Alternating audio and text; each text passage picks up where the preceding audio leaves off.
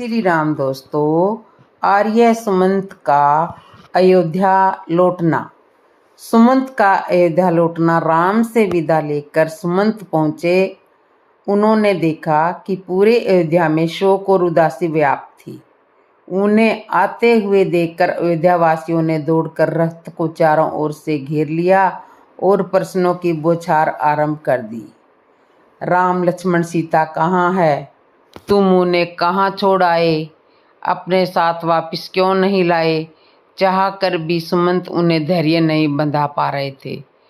उनका कंठ अवरुद्ध हो रहा था।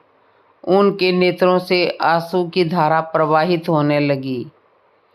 प्रयास करके समय को नियंत्रित किया और लड़खड़ाती वाणी से कहा, गंगा पार के बाद वे पैदल ही आगे चले गए हैं और उन्होंने आदेशपूर्वक रथ को लौटा दिया। सुमंत के मर्मवेदी वचन सुनकर नगरवासी बिलख बिलख कर विलाप करने लगे। देखते देखते सारा बाजार और सभी दुकानें बंद हो गई। लोगों की छोटी छोटी टोलियां बन गई और शोकाकुल होकर राम के विषय में चर्चा करने लगे। कोई कहता है राम के बिना अयोध्या सुन्नी हो गई है, हमें भी यह नगर छोड़कर अन्यत्र चले जाना चाहिए। कोई कहता है राम हमसे पिता की भांति स्नेह करते थे, उनके चले जाने से हम लोग अनाथ हो गए हैं। अन्य कोई कहता है यह राज्य अब उजड़ गया है, यहाँ रहने का अब कोई अर्थ नहीं है, चलो हम सब भी वन में चलें। कोई महाराज दशरथ की निंदा करता तो कोई कैकेयी को दुर्वचन कहता। सुमंत राजप्रसाद के उस श्वेत भवन में जा पहुंचे जहां महाराज दशरथ पुत्र वियोग में व्याकुल अर्धमूर्छित अवस्था में पड़े अपने अंतिम सांस गिन रहे थे।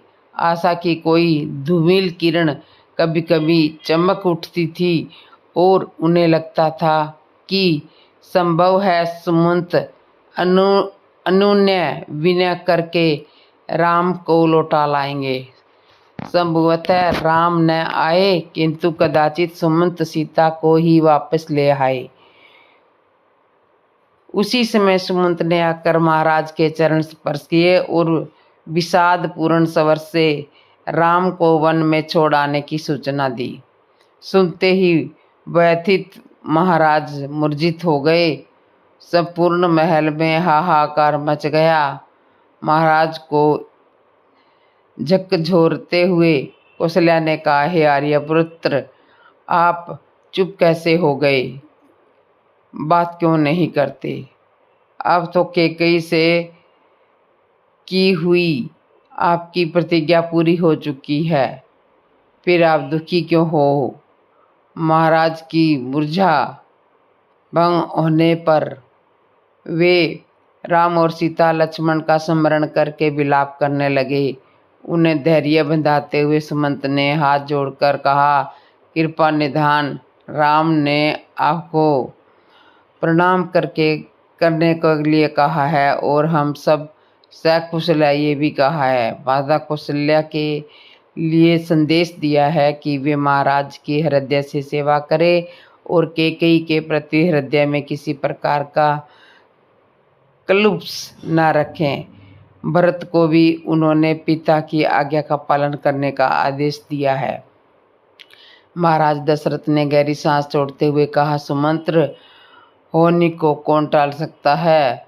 और इस आयु में मेरे प्रिय पुत्र मुझसे अलग हो गए हैं। इस संसार में इससे बढ़कर भला क्या हुआ होगा? इस संसार में इससे बढ़कर भला क्या दुख होगा? कौशल्या कहने लगी, राम, लक्ष्मण और विशेषतः सीता को, जो सदा सुखपूर्वक महलों में रही है, कैसे वन में संकटों का सहन कर पाएगी? राजन, आपने ही उन्हें वनवास जाने से रोका नहीं। आपने ही उन्हें वनवास जाने दिया। आप जैसा निर्दयी और कोई नहीं होगा। यह सब आपने केवल कैकेयी और भरत के सुख के लिए किया है। कौशल्या के इन कठोर वचनों को सुनकर महाराज का हृदय विदीर्ण हो गया। आंखों में आंसू भर करके बोले, कौशल्य तुम तो मुझे इस तरह से मत धिक्कारो। मैं तुम्हारे आगे हाथ जोड़ता हूँ। दशरथ के इस दृढ़ वचनों को सुनकर कौशल्या का हृदय पानी पानी हो गया और वे रोने लगी। फिर दोनों हाथ जोड़कर वे बोली, हे आर्यपुत्र, दुख ने मेरी बुद्धि को हर लिया था, मुझे क्षमा करें। राम को यहाँ से गए आज 5 रात्रि व्यतीत हो चुकी है, किंतु मुझे ये 5 रात्रि 5 वर्ष के जैसे प्रतीत हुई है। इसलिए मैं अपना विवेक खो बैठी थी और मेरा अनर्गल प्रलाप करने लगी। कौशल्या के वचन सुनकर राजा दशरथ ने कहा, कौशल्य, जो कुछ भी हुआ है वह सब मेरे ही कर्मों का फल है। सुनो, मैं तुम्हें बताता हूँ, ये सब मेरे ही कर्मों का फल है। महाराज दशरथ ने कहा, कौशल्य, यह मेरे विवाह से पूर्व की घटना है। एक दिन संध्या के समय अकस्मात मैं धनुष बाण ले रथ पर सवार होकर शिकार के लिए निकल पड़ा। जब मैं सरयू के तट पर पहुंचा, तट के साथ साथ रथ में जा रहा था, तो मुझे ऐसा शब्द सुनाई दिया मानो वन्य हाथी गरज रहा हो। उस हाथी को मारने के लिए मैंने तीक्ष्ण शब्द भेदी बाण छोड़ दिया। बाण के लक्ष्य पर लगते ही किसी जल में गिरते हुए मनुष्य के मुख से ये शब्द निकले, आहा, मैं मरा, मुझ निरपराध को किसने मारा। हे पिता, हे माता, अब मेरी मृत्यु के पश्चात तुम लोगों की कोई भी मृत्यु जल के बिना प्यासे ही तड़प तड़प करके हो जाएगी। न जाने किस पापी ने बाण मारकर मेरी और मेरे माता पिता की हत्या कर डाली। इससे मुझे ज्ञात हुआ कि हाथी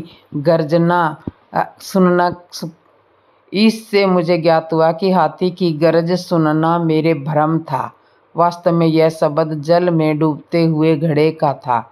उन वचनों को सुनकर मेरे हाथ कांपने लगे और मेरे हाथों से धनुष भूमि पर गिर पड़ा। दौड़ता हुआ मैं वहां पर पहुंचा जहां पर वह मनुष्य था। मैंने देखा कि एक वनवासी युवक रक्त रंजित पड़ा है और पास ही एक औंधा घड़ा जल में पड़ा हुआ है। मुझे देखकर क्रुद्ध स्वर में वह बोला, राजन, मेरा क्या अपराध था जिसके लिए आपने मेरा वध करके मुझे दंड दिया? क्या यही मेरा अपराध ये है कि मैं अपने प्यासे वृंद माता पिता के लिए जल लेने आया था? यदि आपके हृदय में किंचित मात्र भी दया है तो मेरे प्यासे माता पिता को जल पिला दो, जो निकट ही मेरी प्रतीक्षा कर रहे हैं। किंतु पहले इस बाण को मेरे कलेजे से निकालो, जिसकी पीड़ा से मैं तड़फ रहा हूँ। यद्यपि मैं वनवासी हूँ, किंतु फिर भी ब्राह्मण नहीं हूँ। मेरे पिता वैश्य और मेरी माता शूद्र है, इसलिए मेरी मृत्यु से उन्हें ब्रह्म हत्या का पाप नहीं लगेगा। मेरे द्वारा उसके हृदय से बाण खींचते ही उसने प्राण त्याग दिए। अपने इस कर्तव्य से मेरा हृदय पश्चाताप से भर उठा। घड़े में जल भर करके मैं उसके माता पिता के पास पहुंचा। मैंने देखा वे दोनों अत्यंत दुर्लभ और नेत्रहीन थे। उनकी दशा देखकर मेरा हृदय और भी विदीर्ण हो उठा। मेरी आहट पाते ही वे बोले, बेटा श्रवण, इतनी देर कहाँ बिताई? पहले अपनी माता को पानी पिला दो, क्योंकि वह प्यास में अत्यंत व्याकुल हो रही है। श्रवण कुमार के पिता के वचनों को सुन करके मैंने डरते डरते कहा, हे मुने, मैं अयोध्या का राजा दशरथ हूँ। मैंने अंधकार के कारण हाथी के भ्रम में तुम्हारे निरपराध पुत्र की हत्या कर दी है। अज्ञानवश किए गए अपने इस अपराध से मैं अत्यंत दुखी हूँ। आप मुझे दंड दीजिए। पुत्र की मृत्यु का समाचार सुनकर दोनों विलाप करते हुए कहने लगे, मन तो करता है कि मैं अभी श्राप देकर तुम्हें भस्म कर दूं और तुम्हारे सिर के 7 टुकड़े कर दूं, किंतु तुमने स्वयं आकर अपना अपराध स्वीकार किया है, अतः मैं ऐसा नहीं हूँ।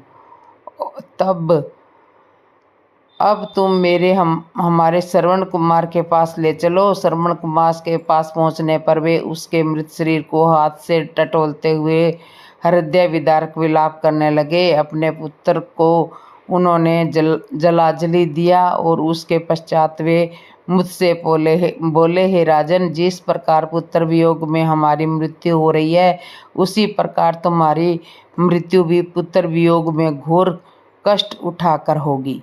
श्राप देने के पश्चात उन्होंने अपने पुत्र की चिता बनाई और पुत्र के साथ वे दोनों स्वयं भी चिता में बैठकर जलकर भस्म हो गए। कौशल्या, मेरे उस पाप का दंड आज मुझे प्राप्त हो चुका है। श्रवण कुमार के वृत्तांत को समाप्त करने के पश्चात राजा दशरथ ने कहा, कौशल्य, मेरा अंतिम समय अब निकट आ चुका है। मुझे अब इन नेत्रों से कुछ भी दिखाई नहीं दे रहा है। राम को अब मैं कभी नहीं देख सकूंगा। मेरी समस्त इंद्रियां मुझसे विदा हो रही है। मेरी चेतना शून्य हो रही है। हाँ राम, हाँ लक्ष्मण, हाँ पुत्र, हाय सीता, हाय कुल घातनी के कई। कहते कहते राजा दशरथ की वाणी थम गई, श्वास उखड़ गए और उनके प्राण पखेरु उड़ गए। उनके प्राण निकलते ही रानी कौशल्या पछाड़ खाकर भूमि पर गिर पड़ी। सुमित्रा आदि रानियां तथा अन्य स्त्रियां भी सिर पटक पटक कर विलाप करने लगी। समस्त अंतपुर में विलाप होने लगा। समस्त अंतपुर में करुणाजनक रुदन गूंजने लगा। सदैव सुख समृद्धि से भरे रहने वाला राजप्रसाद दुख का अंगार बन गया। चैतन्य होने पर कौशल्या ने अपने पति का मस्तक अपनी जंघाओं पर रख लिया और विलाप करते हुए बोली, हे दुष्ट के कई, तेरी कामना पूरी हुई। अब तू सुखपूर्वक राज्य सुख भोग। पुत्र से तो मैं पहले ही अलग कर दी गई थी। आज पति से भी वियोग हो गया। अब मेरे लिए जीवित रहने का कोई अर्थ नहीं रहा। केकई की राजकुमारी ने आज कौशल का नाश कर दिया। मेरे पुत्र और पुत्रवधू अनाथों की तरह भांति भांति वनों में भटक रहे हैं। अयोध्यापति तो हम सबको छोड़कर चले गए। अब मिथिलापति भी सीता के दुख से दुखी होकर अधिक दिन जीवित नहीं रह पाएंगे। हाँ केकई, तूने 2 कुलों का नाश कर दिया। कौशल्या महाराज दशरथ के शरीर से लिपटकर मूर्छित हो गई। प्रातःकाल होने पर रोते हुए मंत्रियों ने राजा के शरीर को तेल के कुंड में रख दिया। राम के वियोग से पूर्व में ही पीड़ित अयोध्यावासियों को महाराज की मृत्यु के समाचार ने और भी दुखी बना दिया। राजा की मृत्यु के समाचार प्राप्त होते ही समस्त वैदिक मंत्री, दरबारी, मार्कंडेय, मोगदल, वामदेव, कश्यप तथा जाबाली वशिष्ठ के आश्रम में एकत्रित हुए। उन्होंने ऋषि वशिष्ठ से कहा, हे महर्षि, आज सिंहासन रिक्त नहीं रह सकता, अतः किसी रघुवंशी को सिंहासनधीन कीजिए। शीघ्र अयोध्या के सिंहासन को सुरक्षित रखने का प्रबंध कीजिए, अन्यथा किसी शत्रु राजा के मन में अयोध्या पर आक्रमण करने का विचार उठ सकता है। वशिष्ठ जी ने कहा, आप लोगों का कथन सत्य है। स्वर्गीय महाराज के द्वारा भरत को राज्य का उत्तराधिकारी घोषित किया ही जा चुका है, अतः मैं भरत को उनके नाना के यहाँ से बुलाने के लिए अभी ही किसी कुशल दूत को भेजने की व्यवस्था करता हूँ। उसके बाद राजगुरु वशिष्ठ ने सिद्धार्थ, विजय, जयंत और अशोक नंदन नामक चतुर्दूतों को बुलाकर आज्ञा दी कि शीघ्र के कहे जाओ और मेरा यह संदेश भरत और शत्रुघ्न को दो कि तुम्हें अत्यंत आवश्यक कार्य से अभी अयोध्या बुलाया है। ध्यान रखो कि वहाँ पर राम, लक्ष्मण और सीता को वन जाने का या महाराज की मृत्यु का वर्णन कदापि मत करना। कोई भी ऐसी बात उनसे मत करना जिनसे उन्हें किसी अनिष्टि की आशंका हो, उनके मन में किसी भी प्रकार के अमंगल का संदेह हो, ऐसा कोई भी वाक्य मत बोलना। राजगुरु वशिष्ठ की आज्ञा पाते ही चारों दूतों ने वायु के समान वेग वाले अश्रुओं को पर सवार होकर कई देश के लिए प्रस्थान किया। वे मालिनी नदी पार करके हस्तिनापुर पहुंचते हुए पहले पांचाल और फिर वहां से शरदकांड्य देश पहुंचे। वहां से वे इक्षुमती नदी को पार करके वाहिक देश पहुंचे। फिर विपाशा नदी पार करके कई देश के गिरिव्रज नामक नगर में पहुंच गए। जिस रात्रि वे दूत गिरिव्रज पहुंचे, उसी रात्रि को भरत ने एक अशुभ सपना देखा। निंद्रा त्यागने पर सपने का स्मरण करके वे अत्यंत व्याकुल हो गए। अपने उस सपने के विषय में एक मित्र को बताते हुए उन्होंने कहा, हे सखा, रात्रि में मैंने एक भयानक सपना देखा है। सपने में पिताजी के सिर के बाल खुले थे। वे पर्वत पर गिरते हुए गोबर से लथपथ थे और अंजलि से बार बार तेल पी पी कर हंस रहे थे। मैंने उन्हें तिल और चावल खाते हुए तथा शरीर पर तेल मलते हुए देखा है। इसके बाद मैंने देखा कि सारा समुद्र सूख गया है, चंद्रमा टूटकर पृथ्वी पर गिर पड़ा है, पिताजी के विरप हाथी के दांत टूट गए हैं, पर्वतमालाएं परस्पर टकराकर चूर चूर हो गई है और उससे निकलते हुए धुएं से पृथ्वी और आकाश काले हो गए हैं। मैंने देखा कि राजा गधों के रथ में सवार होकर दक्षिण दिशा की ओर चले गए हैं। ऐसा प्रतीत होता है कि यह स्वप्न किसी अमंगल की पूर्ण सूचना है। मेरा मन अत्यंत व्याकुल हो रहा है। भरत ने स्वप्न का वर्णन समाप्त किया ही था कि अयोध्या के चारों दूतों ने वहां प्रवेश करके उन्हें प्रणाम किया और गुरु वशिष्ठ का संदेश सुनाया। हे राजकुमार, गुरु वशिष्ठ ने अयोध्या की कुशलता का समाचार दिया है तथा आपसे तत्काल अयोध्या चलने का आग्रह किया है। कार्य अति आवश्यक है, अतः आप तत्काल ही अयोध्या के लिए प्रस्थान करें। भरत और शत्रुघ्न की वापसी। गत रात्रि के स्वप्न और इस प्रकार दूतों के आगमन ने भरत के मन में उठने वाले अनिष्ट की शंका को और प्रबल कर दिया, किंतु उसके बार बार पूछने पर भी दूतों ने किसी भी अशुभ समाचार के विषय में कुछ नहीं बताया। भरत और शत्रुघ्न ने शीघ्रतापूर्वक महाराज के कहे से विदा लिया और दूतों के साथ अयोध्या की ओर प्रस्थान किया। अनेक नदियां तथा दुर्गम घाटियों को पार करते भरत अयोध्या की सीमा में प्रविष्ट हुए। वहां का दृश्य देखकर वे बोले, हे दूत, अयोध्या की ये वाटिकाएं जन शून्य क्यों है? नगर में प्रतिदिन होने वाले प्रजाजनों का तुमुल नाद क्यों सुनाई नहीं दे रहा है? ऐसा क्यों प्रतीत हो रहा है जैसे आज अयोध्या श्रीहीन हो गई हो? क्या यहाँ किसी प्रकार की अवांछनीय घटना घटित हुई है? दूतों ने उनके उन प्रश्नों का कुछ भी उत्तर नहीं दिया। आसक्त भरत राजप्रसाद में पहुंचे। वे सबसे पहले पिता के दर्शन करने के लिए उनके भवन की ओर पहुंचे। उन्हें वहां न पाकर वे अपनी माता कैकेयी के कक्ष में पहुंचे। उन्हें देखकर मुस्कुराती हुई कैकेयी श्रवण के समान आसन से उठी।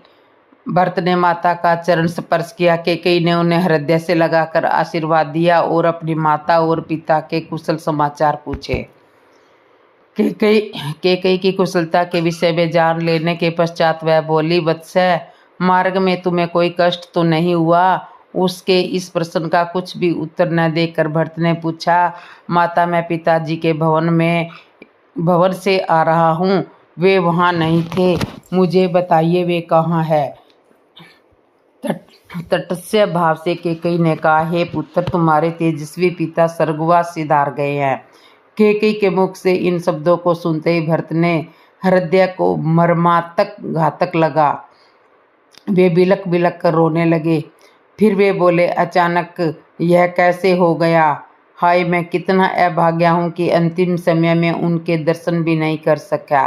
धन्य है राम लक्ष्मण, जिन्होंने अंतिम समय में पिताजी की शुश्रूषा की। पिताजी के बाद अब भैया राम ही मेरे आश्रय पूज्य हैं। वे कहाँ हैं माता? क्या अंतिम समय में पिताजी ने मुझे याद किया था? मेरे लिए उन्होंने कोई आदेश दिया था? भरत को सांत्वना देती हुई कैकेयी बोली, वत्स, तुम्हारे पिताजी ने तुम्हारे लिए कुछ भी संदेश नहीं दिया। 5 दिन और 5 रात्रि तक वे हाय राम, हाय लक्ष्मण, हाय सीता कहकर विलाप करते रहे और विलाप करते करते ही स्वर्ग सिधार गए। यह सुनकर भरत की पीड़ा और बढ़ गई और वे बोले, क्या पिताजी ने अंतिम समय में भैया राम को भी नहीं देखा? क्या पिताजी को उनके वियोग में प्राण त्यागने पड़े? वे कहाँ चले गए थे?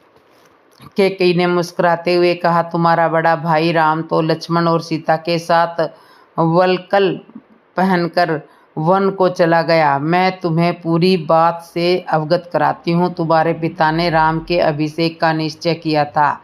राम के अभिषेक की बात सुनकर मैंने महाराज से 2 वर मांग लिए। प्रथम वर्ष से तुम्हारे लिए अयोध्या का राज्य और द्वितीय वर्ष से राम के लिए 14 वर्ष का वनवास मांग लिया। राम के साथ सीता और लक्ष्मण जी समय अपनी इच्छा से चले गए। उनके चले जाने पर तुम्हारे पिता विलाप करते करते मृत्यु को प्राप्त हो गए।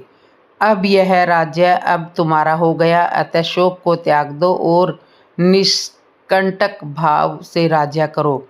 तुम्हारे विरुद्ध विद्रोह करने वाला कोई इस नगर में कोई भी नहीं रह गया है। मैंने पूरी व्यवस्था कर रखी है। तुम गुरु वशिष्ठ जी और मंत्रियों को बुलाओ और अपना राज तिलक करवाओ। राम लक्ष्मण के वनवास के विषय में और पिता की मृत्यु का कारण जानकर भरत का मन व्याधा से भर गया और साथ ही साथ उनका तन क्रोध से जल उठा। वे बोले, हे पापिनी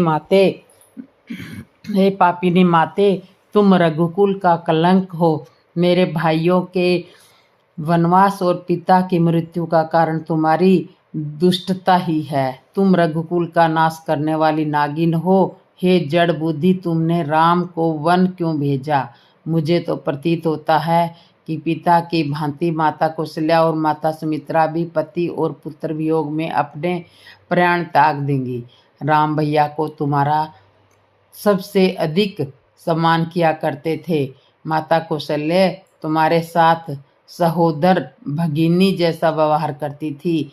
फिर तुमने इतना बड़ा अन्याय क्यों किया? हे पाषाण हृदय माता, जिन भाइयों और भाभी ने कभी दुख नहीं देखा, उन्हें इतना कठोर दंड देकर तुम्हें क्या मिल गया?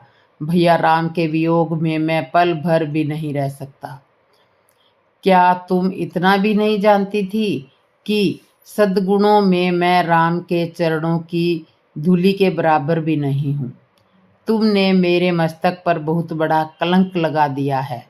मैं इसी क्षण तुम्हारा परित्याग करने जा रहा हूँ। मैं इसी क्षण तुम्हारा परित्याग कर देता हूँ, किंतु तुम्हारे उदर से जन्म लेने के कारण ऐसा भी नहीं कर सकता। अस्तु, मैं यदि तुम्हें नहीं त्याग सकता और तो क्या हुआ, अपने प्राण तो त्याग सकता हूँ। मैं विष खा लूँगा, वनों में राम को ढूंढते हुए प्राण दे दूंगा। यह तुमने कैसे भुला दिया कि इक्ष्वाकु कुल में सदा से ज्येष्ठ पुत्र ही राज्य किया करता है। मैं अभी वन जाकर राम को वापस बुला लाऊंगा और उनका सिंहासन उनको सौंप दूंगा। इतना कह करके वे शत्रुघ्न सहित रोते रोते कौशल्या माता के भवन की ओर चल दिए। भरत और शत्रुघ्न ने माता कौशल्या का चरण स्पर्श किया, उन्हें आशीर्वाद दिया। उन्हें आशीर्वाद देकर कौशल्या बोली, बेटा यह तो अच्छी बात है कि तुम्हें राज्य प्राप्त हो गया है, किंतु निर्दोष राम को वनवास देकर तुम्हारी माता को क्या मिल गया? मैंने निश्चय किया है कि तुम्हारे सिंहासन संभालने के पश्चात मैं भी वन में चली जाऊंगी। उनके इन शब्दों को सुनकर भरत ने रोते हुए कहा, हे माता, आप मुझे क्यों दोष देती हो? जो कुछ भी हुआ वह मेरी अनुपस्थिति में हुआ है। भैया के वियोग में तो मेरा हृदय फटा जा रहा है।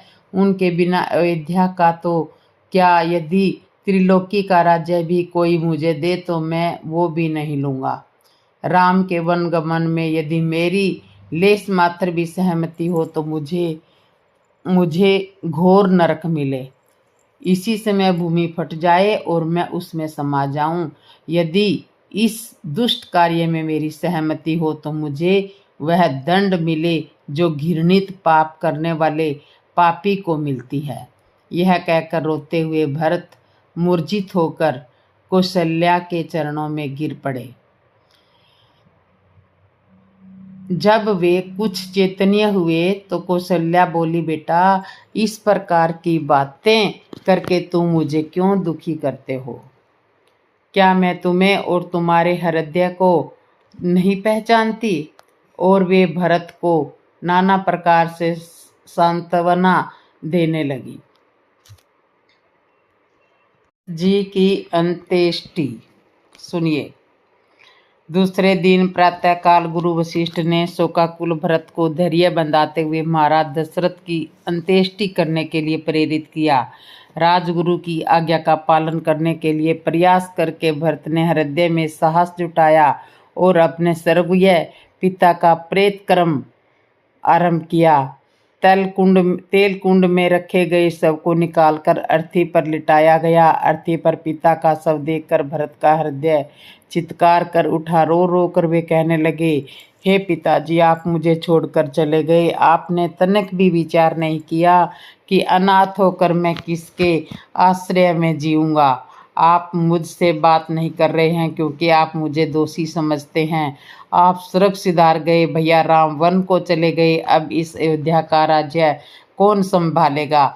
भरत को इस प्रकार विलाप करते हुए देख महर्षि वशिष्ठ ने कहा, बेटा, अब शोक को त्याग कर महाराज दशरथ का प्रेत कर्म आरंभ करो।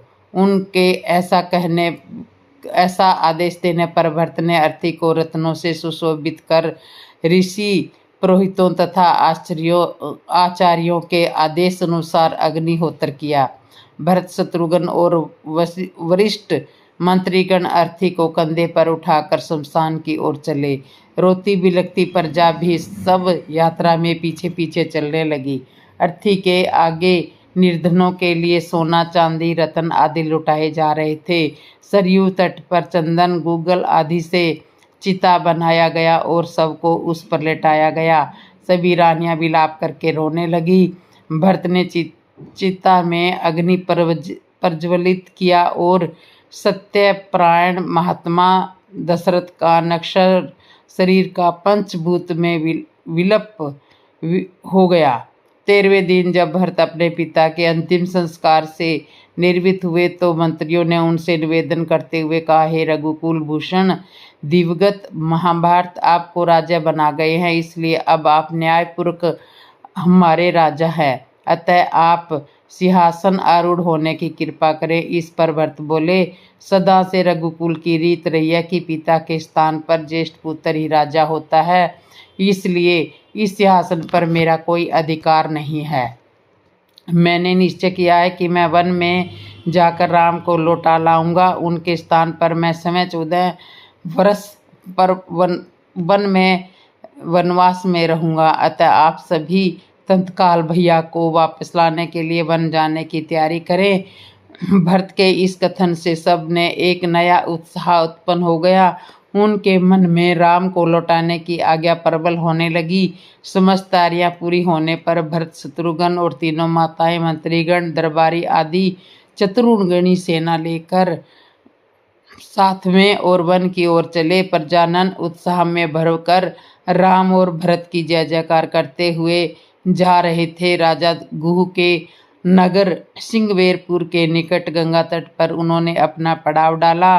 विशाल सेना के साथ भरत के आने का समाचार सुनकर निषाद राज गुह तक भी पहुंचा। उन्होंने अपने सेनापतियों को बुलाकर कहा, सेनापतियों, आप लोगों को अच्छी प्रकार से विदित है, याद है कि रामचंद्र हमारे मित्र हैं। हमें ज्ञात नहीं है कि भरत किस उद्देश्य से सेना लेकर आए हैं। अतः अपनी सेना को तुम लोग सतर्क करके इधर उधर छिपा दो। 500 नावों में 100 शस्त्रधारी सैनिक भी तैयार रहे। यदि भरत राम के पास निष्कपट भाव से जाना चाह रहे हैं तो जाने दो, अन्यथा उन सबको मार्ग में ही मृत्यु के मुख में पहुंचा दो। इस प्रकार से सेनापतियों को सावधान करने के पश्चात वे स्वागत की सामग्री ले भरत के पास पहुंचे और बोले, राघव, बिना किसी पूर्व सूचना के आपके यहाँ पहुंच जाने से कारण मैं आपसे यथोचित सत्कार व्यवस्था नहीं कर पाया। मैं इसके लिए क्षमा प्रार्थी हूँ। आपसे निवेदन है कि रात्रि विश्राम यहीं करें और हमारा रूखा सूखा भोजन स्वीकार करके हमें धन्य करें। गुहू के प्रेम युक्त वचनों को सुनकर भरत ने कहा, हे निषाद राज, मैं ऋषि भारद्वाज के आश्रम में जाना चाहता हूँ, क्योंकि भैया राम वहीं गए हुए हैं। आपकी मुझ पर बड़ी कृपा होगी यदि आप मुझे कुछ पद प्रदर्शक प्रदान करें। निषाद राज गुह बोले, प्रभु आप चिंता ना करें, मैं और मेरे सैनिक आपका पद प्रदर्शन करेंगे, किंतु आप इतनी विशाल सेना को लेकर रामचंद्र जी के पास क्यों जा रहे हो? निषाद के हृदय की शंका का अनुमान कर भरत बोले, निषाद राज, मैं भैया राम को वन से लौटाकर उनका राज्य उन्हें सौंपना चाहता हूँ, क्योंकि वे मेरे बड़े भाई हैं और पिता के तुल्य हैं। मेरे इस कार्य के लिए मेरी माताएं और मंत्री आदि भी मेरे साथ दे रहे हैं। भरत के वचन सुनकर गुहू को संतोष हुआ। समस्त जनों सहित भरत ने वही रात्रि विश्राम किया। प्रातःकाल गुहू की आज्ञा से गंगा के किनारे सब सैकड़ों नौकाओं का गंगा के किनारे पर सैकड़ों नौकाओं का प्रबंध कर दिया गया और उनमें सवार होकर सब गंगा पार उतर गए। वे सभी महर्षि भारद्वाज के आश्रम में पहुँचे। उनका यथोचित सत्कार करने के पश्चात महामुनि ने भरत से वन में आगमन का कारण पूछा। भरत ने हाथ जोड़ करके कहा, महामुने, मैं अपने भैया राम का दास हूँ।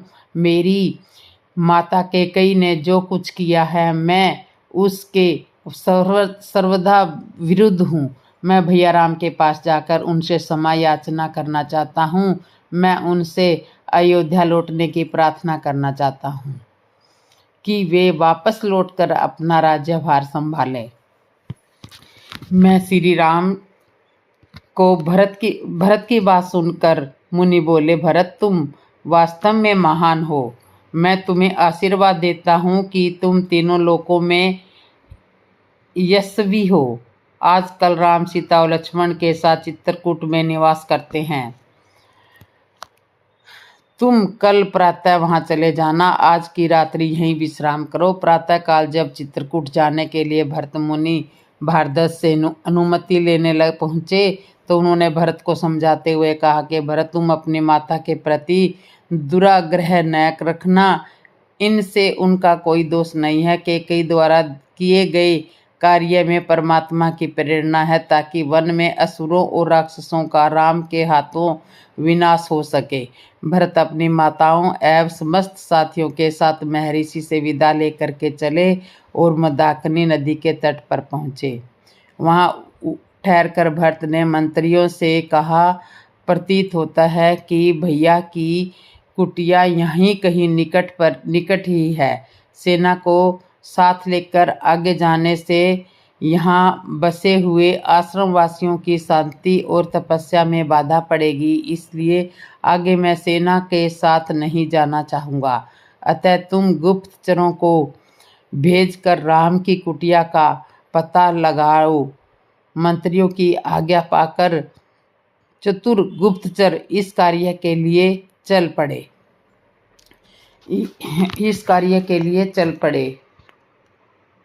तो यह हमारी कथा आपको कैसे लगी? अच्छी लगी हो तो कमेंट में ज़रूर बताना, और जिसने मेरे चैनल को सब्सक्राइब भी किया, सब्सक्राइब करना, लाइक करना, कमेंट करना और बेल आइकन बटन ज़रूर दबा लेना। बोलो जय श्री राम दोस्तों, जय श्री राम।